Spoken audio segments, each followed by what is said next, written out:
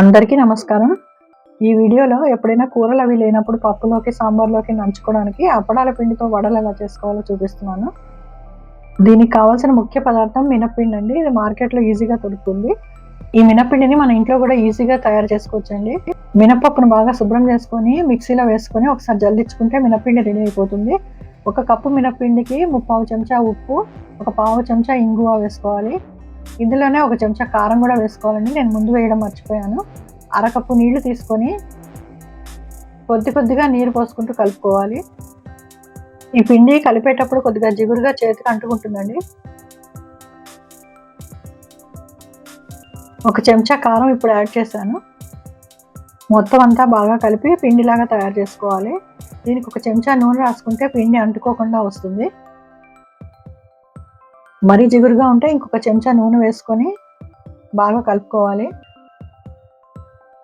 ఇప్పుడు పిండి మొత్తం అంటుకోకుండా నీట్గా వచ్చిందండి.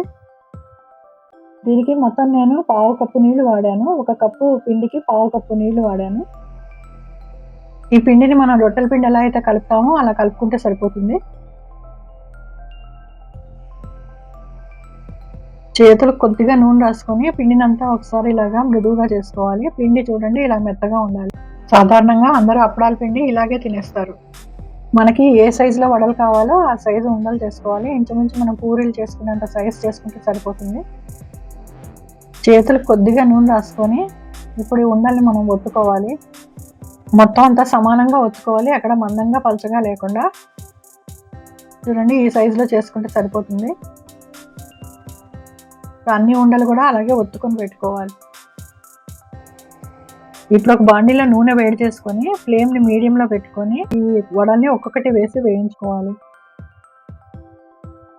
మధ్యలో మెల్లమెల్లగా అటు ఇటు తిప్పుతూ వేయించుకోవాలండి. అప్పుడే సమానంగా వేగుతాయి. చూడండి ఇలా మంచి కలర్ వచ్చేదాకా వేపుకొని తీసి టిష్యూ పేపర్ మీద వేసుకోవాలి. ఈ వడలు బాగా పొంగేయండి. మనకి క్రిస్పీగా కావాలి అనుకుంటే ఒత్తుకున్న పిండి మీద ఒక ఫోర్క్ తోటి ఇలాగా ఘాట్లు పెట్టుకుంటే పొంగకుండా ఉంటాయి. ఇప్పుడు ఇవి కూడా ఫ్రై చేద్దాము. స్టవ్ని ఎప్పుడు మీడియం ఫ్లేమ్లోనే పెట్టుకోవాలండి. ఇవి కూడా మంచి కలర్ వచ్చేదాకా వేపుకొని తీసుకోవాలి. చూసారా ఇలాగా పొంగకుండా క్రిస్పీగా వచ్చాయి. అన్ని వడలు అలాగే వేయించి పెట్టుకోవాలి. ఇవి అన్నంతో తింటే చాలా బాగుంటాయండి. ఉట్టిగా కూడా తినొచ్చు. మీరు ఈ రెసిపీ ట్రై చేసి చూడండి. ఈ రెసిపీ కనుక నచ్చితే నా వీడియో లైక్ చేసి షేర్ చేయండి. నా ఛానల్ కనుక ఇంకా సబ్స్క్రైబ్ చేసుకోకపోతే కొంచెం ప్లీజ్ సబ్స్క్రైబ్ చేసుకోండి. Thanks for watching.